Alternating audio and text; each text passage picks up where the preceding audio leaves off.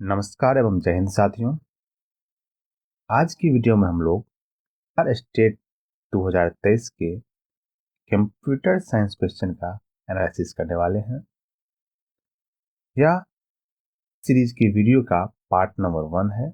का second part आपको इसी चैनल पे मिल जाएगा। तो बिना किसी देरी के करते हैं प्रारंभ से आरंभ।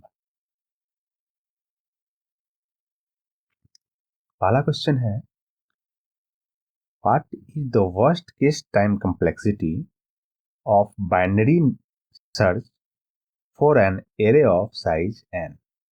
और ऑप्शंस हैं order of log n, option B order of n, option C order of n log n और ऑप्शन डी ऑर्डर ऑफ 1। तो इसका राइट आंसर हो जाएगा option A order of log n।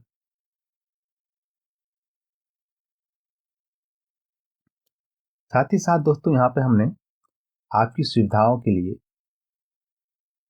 Time complexity for various searching algorithm का एक table दे दिया है, जहाँ पे एक साइड एल्गोरिथम और उसकी टाइम कॉम्प्लेक्सिटी दी हुई है।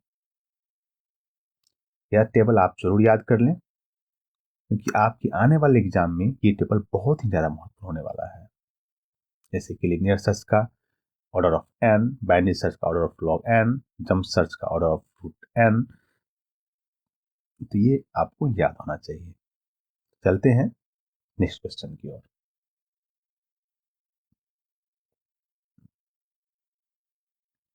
The minimum number of edge in a spanning tree of a connected graph with n vertices is option A n, option B n-1, option C n+1 और option D n into n-1 divided by 2। तो इसका right answer हो जाएगा option B n-1।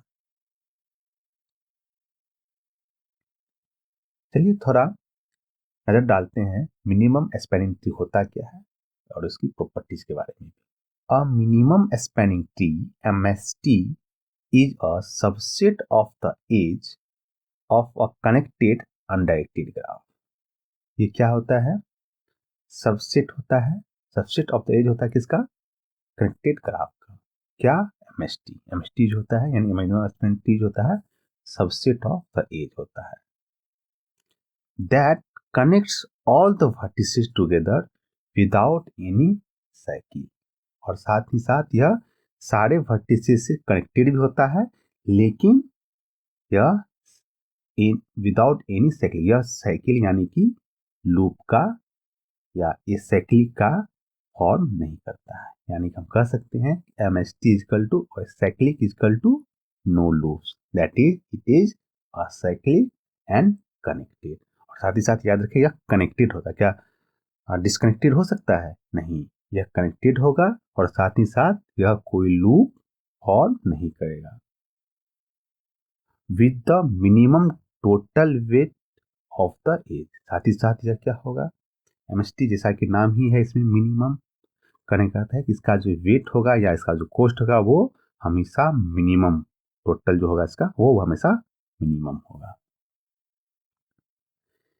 There can be multiple minimum spanning tree in a graph but all of them will have n-1 edge. इसका अर्थ क्या हुआ? इसका अर्थ हुआ कि एक ग्राफ के कई MST हो सकते हैं, स्पैनिंग ट्री हो सकते हैं। There can be multiple minimum spanning tree in a graph, but all of them will have n-1 edge। मतलब इसका अर्थ ये हुआ कि एक ग्राफ के एक से अधिक मिनिमम स्पैनिंग ट्री या स्पैनिंग ट्री हो सकते हैं, लेकिन but all of them will have n-1 edge, लेकिन सभी में n-1 एज ही होंगे। साथ ही साथ यहाँ पे दोस्तों मैंने आपको तो ये मैं बता दूं, पुस्कल्स और प्रिज्म जो हैं ये बहुत ही पॉपुलर एल्गोरिथम है MST यानी कि मिनिमम स्पैनिंग ट्री के। ये आपको याद होना चाहिए। आइए इसको और डिटेल्स में समझते हैं मिनिमम स्पैनिंग ट्री को। यहाँ पर आप देख सकते हैं साथियों कि ए जो है वो रिप्रेजेंट कर रहा है अनडायरेक्टेड ग्राफ को और बी और सी जो है उसके स्पैनिंग ट्री है। आप देख सकते हैं दोस्तों कि अनडायरेक्टेड ग्राफ जो ए है उसके कितने वर्टिसेज हैं, 4। लेकिन जो स्पैनिंग ट्री बी है उसमें कितने एज हैं, 3। उसी प्रकार से सी जो है इसी अनडायरेक्टेड ए ग्राफ का वो भी एक स्पैनिंग ट्री है, उसमें भी कितने एज हैं, 3। जो कि हमने प्रीवियस में पढ़ा था, क्या there can be multiple minimum spanning tree in a graph but all of them will have n-1 edge. तो यहाँ पे देखिए दोस्तों कि जो अनडायरेक्टेड ग्राफ ए है उसके बी और सी दो जो है हमारे पास स्पैनिंग ट्री हो गए, यानी कि कहने का अर्थ है कि एक से ज्यादा स्पैनिंग ट्री हो सकता है। तो बी का जो है कोस्ट है वह जो है उस स्पैनिंग ट्री का हम देख रहे हैं 11 आ रहा है। उसी प्रकार से सी का जो है कोस्ट जो है वो 7 आ रहा है। इसलिए हम कह सकते हैं कि सी जो है वह ए का मिनिमम स्पैनिंग ट्री है। आइए दोस्तों देखते हैं नेक्स्ट क्वेश्चन को। Which property of dynamic programming is particularly useful for solving optimal binary search tree problems? Option A, optimal substructure. Option B, greedy choice property. Option C, divide and conquer. और option D, linear programming. इसका right answer हो जाएगा option ए, optimal substructure. आइए दोस्तों rest के 3 option पे भी हम लोग बात करते हैं। ग्रीडी चॉइस प्रॉपर्टी क्या है? Greedy choice property more closely associated with greedy algorithm rather than dynamic program. यहाँ पे डायनेमिक प्रोग्राम की बात हो रही थी, यहाँ पे ग्रीडी एल्गोरिथम की बात होगी, वहां पे जो है ग्रीडी चॉइस प्रॉपर्टी की बात होगी, तब हमारा राइट आंसर ग्रीडी चॉइस होगा। डिवाइड एंड कनकर क्या होता है? Breaking a problem into sub program. ये क्या करता है कि एक प्रॉब्लम को उसके छोटे छोटे सब प्रोग्राम्स में डिवाइड करता है। सॉल्विंग दैम इंडिपेंडेंटली, और उसको जो है इंडिपेंडेंटली सॉल्व करता है। And then combining their solutions to solve the original problem. कहने का अर्थ है कि एक बड़ी से प्रोग्राम को या सब प्रोग्राम में डिवाइड करता है, उसको इंडिपेंडेंटली जो है सॉल्व करता है, फिर उसको कंबाइन करके उसका एक सॉल्यूशन, उनके सॉल्यूशनों को कंबाइन करके ओरिजिनल जो प्रॉब्लम है उसका सॉल्यूशन प्रदान करता है। अगर कहीं आप देखें breaking a problem into sub problem या combining their solutions to solve the original problem, इस टाइप के अगर कीवर्ड दिखे तो समझ जाइएगा कि वो आपसे डिवाइड एंड कनकर के बारे में बात कर रहा है। तो लीनियर प्रोग्रामिंग क्या है? यह एक मैथमेटिकल ऑप्टिमाइजेशन टेक्निक है। तो चलते हैं दोस्त नेक्स्ट क्वेश्चन की ओर। The Floyd Warshall algorithm is a popular method for solving the all pair shortest path problem. What is the time complexity of the Floyd Warshall algorithm for a graph with n vertices? और options हैं option A order of n, option B order of n log n, option C order of n square और option D order of n cube. हमें पता है इसका right answer हो जाएगा option D order of n cube. यहाँ पे दोस्तों मैंने आप लोगों को ग्राफ एल्गोरिथम और उसकी टाइम कम्प्लेक्सिटी दे दिया है। ये कुछ पॉपुलर ग्राफ एल्गोरिथम है, जैसे कि BFS का हो जाएगा ऑर्डर ऑफ V प्लस ई, यहाँ पे V रिप्रेजेंट करता है वर्टिसेस को और E रिप्रेजेंट करता है एज को। उसी प्रकार के DFS का हो जाएगा order of V plus E. Dijkstra algorithm का हो जाएगा order of E log V। आपको इन जो जितने भी एल्गोरिथम इसमें दिए हुए हैं उनको याद कर लेना है, क्योंकि इस टेबल से आपको 1 या 2 मार्क्स के क्वेश्चन आना तो श्योर ही है।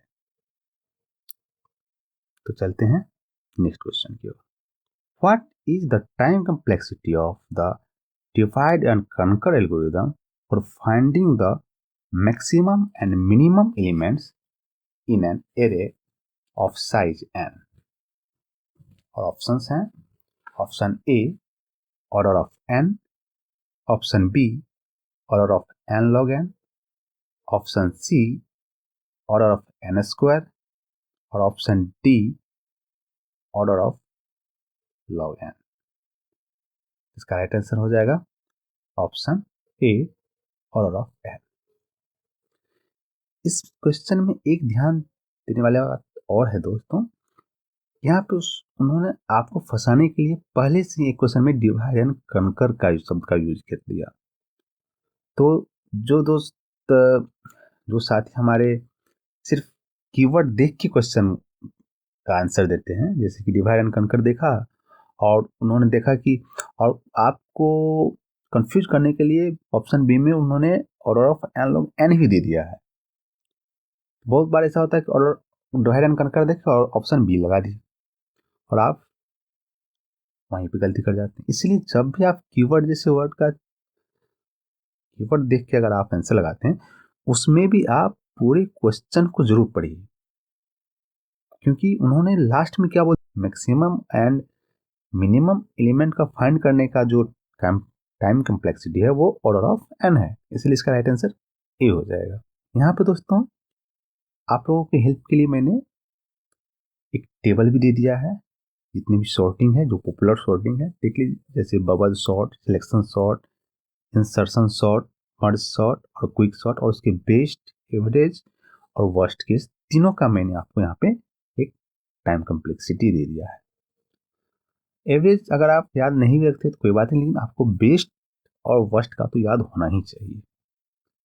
और ये याद करना मतलब ज़्यादा डिफिकल्ट भी नहीं है, जैसे कि वर्स्ट केस में आप देखिए कि प्रायः सबका जो होगा टाइम कम्प्लेक्सिटी वो ऑर्डर ऑफ n स्क्वायर होगा, एक्सेप्ट मर्ज सॉर्ट का। तो हमको क्या करना है, सिर्फ मर्ज सॉर्ट याद रखना है कि उसका वर्स्ट केस का हो जाएगा order of n log n होगा, बाकी का n स्क्वायर है।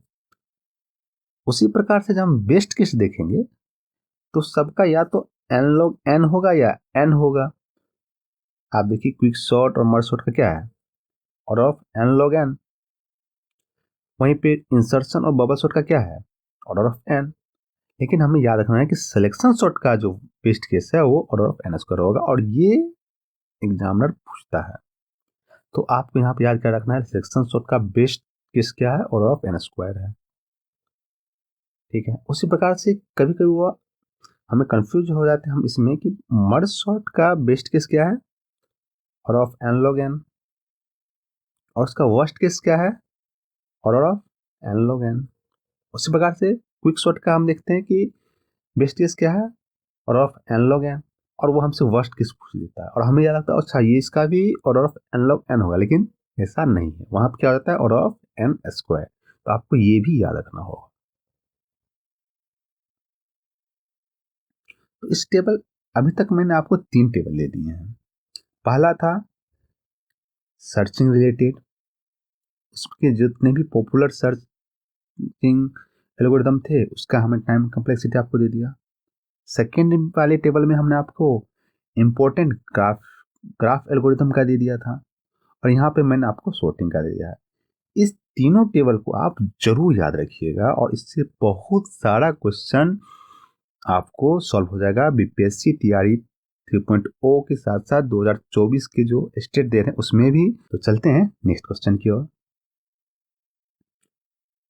इन multi stage graph what is the property of optimality?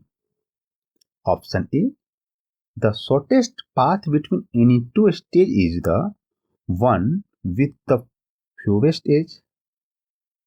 Option B, the shortest path between any two stages is the one with the lowest total cost. Option C, the shortest path between any two stages is the one with the highest total cost. Or option D, the shortest path between any two stage is the one with the most vertices. तो इसका right answer हो जाएगा option B, the shortest path between any two stage is the one with the lowest total cost. क्योंकि in multi-stage graph, the property of optimality is typically related to finding the shortest path with the lowest total cost। इसीलिए इसका right answer क्या आ जाएगा option B. चलते हैं next question की ओर। Next question है which of the following is not a common example of an abstract data type। Option A है stack, option B integer, option C queue और option D है list. तो not a common पूछ रहा है example, इसलिए इसका राइट आंसर हो जाएगा ऑप्शन बी इंटीजर। क्योंकि हमें पता है कि option A stack, option C queue और ऑप्शन डी जो लिस्ट है वो एब्स्ट्रैक्ट डाटा टाइप के एग्जांपल है। साथ ही साथ दोस्तों यहाँ पे मैंने आपको एक टेबल दे दिया है common example of abstract data type का, जिसके अंतर्गत stack, Q, set, associative array, priority queue, map, dictionary आपको याद होना चाहिए। ये सब जो है एब्स्ट्रैक्ट डाटा टाइप के अंतर्गत में आते हैं। नेक्स्ट क्वेश्चन है which traversal technique is used to visit each node of a linked list exactly once। और ऑप्शन है option A pre order traversal, option B in order traversal, option C post order traversal और option D linear traversal. तो इसका right answer हो जाएगा option D linear traversal.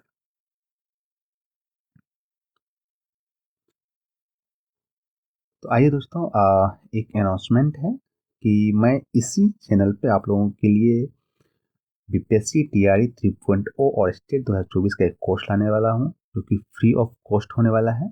इसके लिए बस आपको इस चैनल को सब्सक्राइब कर लेना है और जल्दी से जल्दी 1K सब्सक्राइबर इस चैनल पे पा देना है, क्योंकि आप लोगों का सपोर्ट बहुत ज़रूरी है मुझे इस कोर्स को लाने के लिए। और जैसे ही 1K सब्सक्राइबर इस चैनल पे हो जाता है, मैं आप लोगों के लिए कोर्स फ्री ऑफ कॉस्ट लाने वाला हूँ, क्योंकि बहुत ही ज़्यादा यूजफुल होने वाला है आप लोगों के लिए, खास करके बीपीएससी टीआरई 3.0 और स्टेट 2024 के कंप्यूटर साइंस के स्टूडेंट के लिए। नेक्स्ट क्वेश्चन है इन pointer implementation of linked list, which operation can perform in constant time order of 1 when inserting or deleting nodes। Option A है inserting at the beginning, inserting at the end, option C है inserting at a specific position और option D है deleting a specific node। यहाँ पे constant time की बात हो रही है, इसलिए इसका राइट आंसर हो जाएगा option A inserting at the beginning. दोस्तों जैसे कि इंसर्टिंग एट द एंड होगा तो वर्स्ट केस में क्या होगा, अगर मान के चलिए एन एलिमेंट्स है तो वहाँ पे वह कांस्टेंट नहीं रहेगा बल्कि उसका हो जाएगा ऑर्डर ऑफ एन। इसी प्रकार से inserting inserting at specific position में भी और डिलीशन में भी यही प्रॉब्लम आएगा, इसलिए यहाँ पे कांस्टेंट टाइम की बात हो रही है तो उसका राइट आंसर हो जाएगा ऑप्शन ए जो कि है inserting at the beginning. Next question है which representation is best suited for matrices with a small number of non-zero elements in each row and column। और ऑप्शंस हैं option A triple representation, option B CSR format, option C CSC format और option D array representation. इसका right answer हो जाएगा option C CSC format. Next question है which of the following representation is most suitable for efficient row-wise traversal of sparse matrix। और option A है triple representation, option B CSR format, option C CSC format, option D array representation. तो इसका right answer हो जाएगा option B CSR format. Next question है, in computer graphics array can be used to store pixel values for image, which type of array would be suitable for this purpose. और options हैं, option A 1D array, option B 2D array, option C 3D array और option D 4D array. तो इसका right answer हो जाएगा option B 2D array. Next question है दोस्तों, for a 2D array represented in row measure order, the index formula to access the element at row I and column J using the base address B is। और options हैं, option A index is equal to B plus I into N plus J, option B index is equal to B plus J into N plus I, option C है index is equal to B plus I plus J और option D है index is equal to B plus I into M plus J। का right answer हो जाएगा option A index is equal to B plus I into N plus J। यहाँ पर दोस्तों मैंने आप लोगों की सुविधा के लिए इसका जो एक्चुअल फार्मूला है वो मैंने लिख दिया है, आप स्क्रीन को पॉज करके इसके बारे में पढ़ सकते हैं, जो कि बहुत ही ज़्यादा यूजफुल होने वाला है। नेक्स्ट क्वेश्चन है दोस्तों, the banker's algorithm is an example of a deadlock. Option A avoidance algorithm, option B detection algorithm, option C prevention algorithm और ऑप्शन डी टर्मिनेशन एल्गोरिथम। इसका राइट आंसर हो जाएगा दोस्तों ऑप्शन ए अवॉइडेंस एल्गोरिथम। याद रखिएगा कि bankers algorithm को avoidance algorithm कहा जाता है, ना कि डिटेक्शन एल्गोरिथम और प्रिवेंशन एल्गोरिथम। आइए in rest of the option पे भी चर्चा कर लेते हैं। डिटेक्शन एल्गोरिथम क्या हुआ, क्यों नहीं हुआ राइट आंसर, क्योंकि the banker's algorithm is not a detection algorithm, it proactively avoid the possibility of deadlock rather than detecting it after it has occurred। मतलब कहने का अर्थ है यह प्रोएक्टिवली अवॉइड करता है डेडलॉक के पॉसिबिलिटी को, ना कि डिटेक्ट करता है इसके अकर्ड को, इसीलिए यह ऑप्शन सही नहीं होगा। प्रिवेंशन एल्गोरिथम क्यों नहीं हुआ, while the banker's algorithm helps in preventing deadlock, it is specifically categorized as a deadlock avoidance algorithm, not a prevention algorithm। हालांकि बैंकर्स एल्गोरिथम हमें डेडलॉक के प्रिवेंशन में मदद करता है, लेकिन इसको फिर भी अवॉइडेंस एल्गोरिथम के रूप में कैटेगराइज किया गया है, ना कि प्रिवेंशन के रूप में। टर्मिनेशन एल्गोरिथम क्यों नहीं आ गया, क्योंकि banker's algorithm is not a termination algorithm. Next question है, the concept of monitor was introduced by. Option A Edsger Dijkstra, option B Alan Turing, option C Tim Berners Lee और ऑप्शन डी लाइनस टॉरवाल्ड्स। तो इसका right answer हो जाएगा option A Edsger Dijkstra.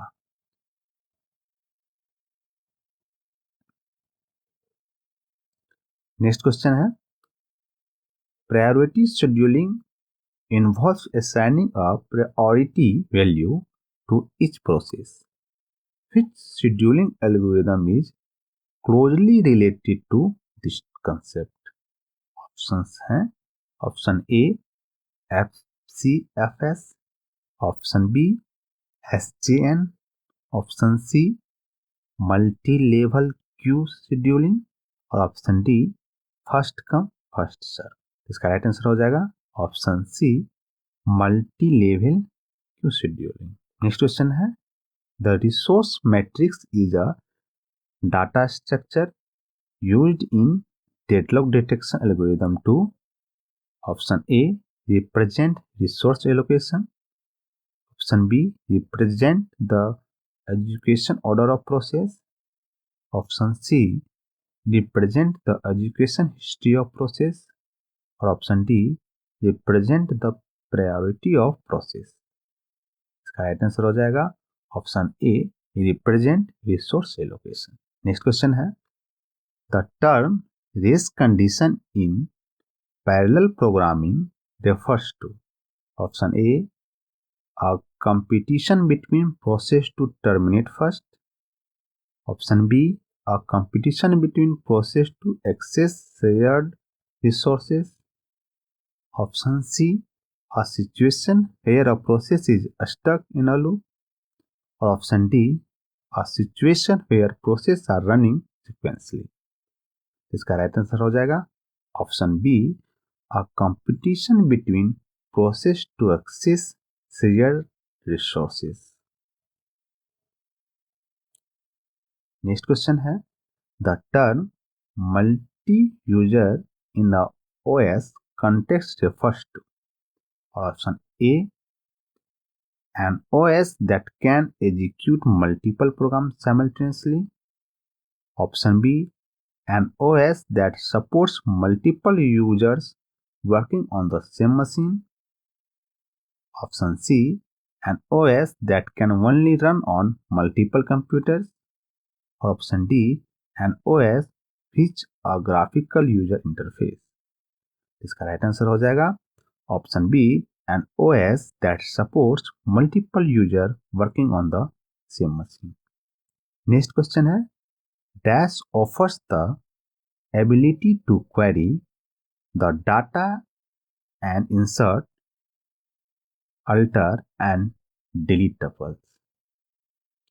Option A transaction control language यानी TCL, option B data control language मतलब DCL, option C data definition language यानी DDL, और option D data manipulation language DML। यहाँ पे इंसर्ट डिलीट जैसी बातें हो रही है, हमें पता है इसका राइट आंसर हो जाएगा ऑप्शन डी DML यानी डाटा मैनिपुलेशन लैंग्वेज। आइए दोस्तों इन सब कमांडो के बारे में एक बार देख भी लेते हैं। DDL यानी डाटा डेफिनेशन लैंग्वेज, इसके अंतर्गत में 3 कमांड आते हैं। कौन कौन? Create, alter, drop. आपको इस कमांड के साथ साथ इसके अंदर कितने कमांड्स आते हैं ये संख्या भी यानी नंबर भी आपको याद होनी चाहिए, क्योंकि कई बार क्योंकि कई बार आपसे एग्जाम में वो डायरेक्ट पूछ देते हैं कि DDL के टोटल कितने कमांड्स हैं, 3, 4, 5 ऐसे ऑप्शन दिए रहेंगे, तो आपको याद होना चाहिए कि DDL के टोटल नंबर ऑफ 3 कमांड्स हैं। उसी प्रकार से DML के 4 कमांड्स हैं, यानी डाटा मैनिपुलेशन लैंग्वेज के अंतर्गत में कौन कौन कमांड्स आ जाते हैं?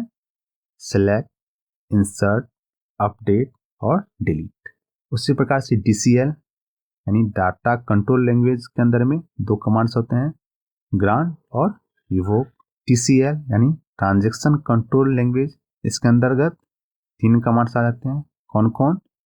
कमिट, रोलबैक और save point. Data query language के अंतर्गत DQL यानी कि इसके अंतर्गत एक कमांड आते हैं, कौन? सिलेक्ट। दोस्तों कई बार हमें DCL और TCL में कंफ्यूजन भी हो जाता है, तो उसमें कंफ्यूज करने की कोई बात ही नहीं है। जैसे DCL यानी क्या कर रहा है कि डाटा कंट्रोल लैंग्वेज, यानी कि आप कंट्रोल के बारे में बात कर रहे हो, यानी कंट्रोल क्या करोगे? या तो उसे आप दोगे यानी कि उसे ग्रांट करोगे, या उससे मतलब रिमूव कर दोगे या छीन लोगे यानी कि उसे रिवोक करोगे। यानी डाटा कंट्रोल लैंग्वेज में 2 कमांड होंगे, ग्रांट और रिवोक। और उसी प्रकार से TCL में 3 कमांड्स हो जाएंगे, कौन कौन? कमिट, रोलबैक और सेव पॉइंट। साथियों एक बार मैं फिर से आपको एक बार नोटिफाई कर दूं कि इसी चैनल पे मैं बहुत ही जल्द BPSC TRE 3.0 और स्टेट 2024 का 2024 के लिए कंप्यूटर साइंस कोर्स लाने वाला हूँ, जो कि बहुत ही ज़्यादा हेल्पफुल रहने वाला आप लोगों के लिए। इसके लिए बस आपको इस चैनल को सब्सक्राइब कर लेना है और जल्द से जल्द 1K यहाँ पे सब्सक्राइबर को पुराना है। इसके लिए आप इस अपने अन्य दोस्तों की डिवाइस से भी इसे सब्सक्राइब करवा सकते हैं और जल्दी से जल्दी 1K इस चैनल पे ला सकते हैं, ताकि मैं इस चैनल पे आप लोगों के लिए ये कोर्स जो है फ्री ऑफ कॉस्ट ला सकूं। नेक्स्ट क्वेश्चन है, which of the following is a database? Question options हैं, option A MySQL, option B Informix, option C SQL server और option D all of the above. तो इसका right answer हो जाएगा option D all of the above. यहाँ पे दोस्तों मैंने आप लोगों को सम पॉपुलर डाटाबेस के बारे में बताया है, और ये जितने भी मैंने लिस्ट प्रोवाइड किए हैं दोस्तों, ये किसी ना किसी एग्जाम में आए हुए हैं। तो ये जितने भी नाम है ये तो आपको याद होने ही चाहिए, क्योंकि ये किसी ना किसी एग्जाम में, किसी ना किसी कंपटीशन एग्जाम में ये एक बार आया ही हुआ है। आप समझ सकते हैं दोस्तों मैंने आपके लिए कितना रिसर्च एनालिसिस किया है इस पेपर को बनाने के लिए, और जो मैं कोर्स लाने वाला हूँ वो कितना मैं डीप और कितना, मतलब आप दोस्तों समझ सकते हैं जो मैं कोर्स लाने वाला हूँ वो कितना डीपली एनालिसिस किया हुआ होगा और कितना यूजफुल आप लोगों के लिए होने वाला है।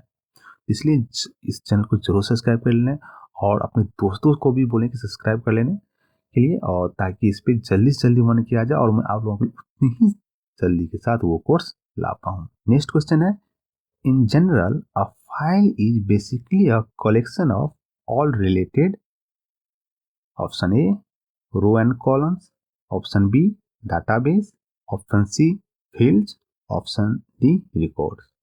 इसका राइट आंसर हो जाएगा ऑप्शन डी रिकॉर्ड्स। यहाँ पे दोस्तों मैंने आपको एक हायरार्की रिप्रेजेंटेशन दिया है जो कि बहुत ही ज़्यादा यूजफुल होने वाला है आपके आने वाले एग्जामों के लिए, जैसे कि बिट्स यानी उसके बाद बाइट्स, उसके बाद फील्ड, उसके बाद रिकॉर्ड, उसके बाद फाइल, उसके बाद डाटाबेस, सो ऑन, उसके बाद DBMS। ये जो मैंने आपको एक हायरार्की दिया है ये आप जरूर याद रखिएगा, और इससे एक ना एक क्वेश्चन हमेशा से ही पूछता है, और इससे आपका कभी, जैसे कि अभी आपसे उन्होंने क्या पूछा था कि file is a basically a collection of all related क्या, तो देखिए आप फाइल जो है इसका रिलेटेड है रिकॉर्ड का, इसलिए इसका आंसर क्या हो गया रिकॉर्ड्स। उस प्रकार से अगर वो आप पूछ देखा डाटाबेस किसका होता है तो आप फाइल का, रिकॉर्ड्स किसका होता है तो फील्ड का। नेक्स्ट क्वेश्चन है दोस्तों, which of the following refers to the number of attributes in a relation? Option A row, option B degree, option C column, option D all of the above. इसका right answer हो जाएगा option B degree, क्योंकि हमें पता है number of attributes को हम लोग क्या कहते हैं degree. Subnetting allow for, option A faster data transmission, option B improved error control, option C efficient use of IP addresses और option D increased network security। इसका राइट आंसर हो जाएगा option C efficient use of IP address। क्यों होगा?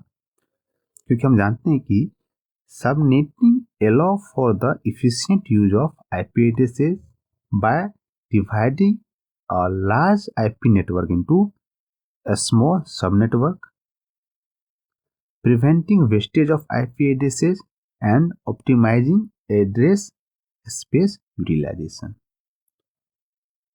तो हो सकता है दोस्तों कि अगर वो आपसे नेक्स्ट एग्जाम ये पूछ दे कि प्रिवेंट आपको यह नहीं दे efficient use of IP addresses, उसकी जगह वो अगर ये दे दिया preventing wastage of IP addresses तो वो भी सही होगा। तो आप दोस्तों देख सकते हैं कि मैं एक क्वेश्चन के पीछे कितना एफर्ट्स डाल रहा हूँ, ताकि अगर इससे रिलेटेड अगर कोई और क्वेश्चन भी अगर वो एग्जामिनर बनाना चाहे तो वो भी आपसे सॉल्व हो जाए। नेक्स्ट क्वेश्चन है, upward multiplexing involves, option A combining multiple data streams into one. Option B, distributing data to different physical channels. Option C, separating data into smaller units. Option D, reordering data packets. इसका right answer हो जाएगा option A, combining multiple data streams into one. Next question है दोस्तों, process to process communication involves communications between option A, different network layer, option B, different devices on the same network, option C, devices using different protocols, option D, process on different devices। इसका right answer हो जाएगा option D, process on different devices.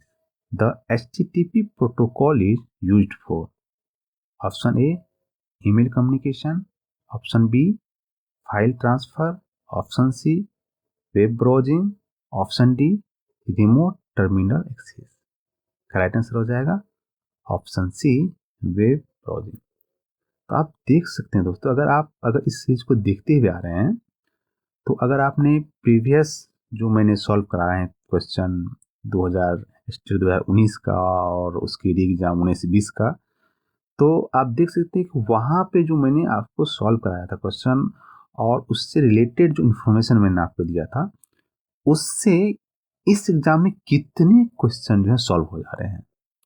तो याद, तो अगर आप वो नहीं देखें तो वो जरूर देखिए, और फिर देखिए उसके बाद आप जब एक चीज से देखते हुए आइएगा तो आपको पता चल जाएगा कि मतलब मैंने जो एक क्वेश्चन के पीछे उसका जो एक्सप्लेनेशन दिया है, उससे आपके कई क्वेश्चन तो यूं ही सॉल्व हो जा रहे हैं। चलते हैं नेक्स्ट क्वेश्चन की ओर। नेक्स्ट क्वेश्चन है, the term HTTP stands for option A, hyper terminal tracing program, hyper text tracing program, hyper text transfer protocol, hyper text tracing protocol. इसका राइट आंसर हो जाएगा option C, hyper text transfer protocol. Next question है, the length of an IPv6 address is option A 32 bits, option B 64 bits, option C 128 bits और option D 256 bits. इसका right answer हो जाएगा option C, 128 bits.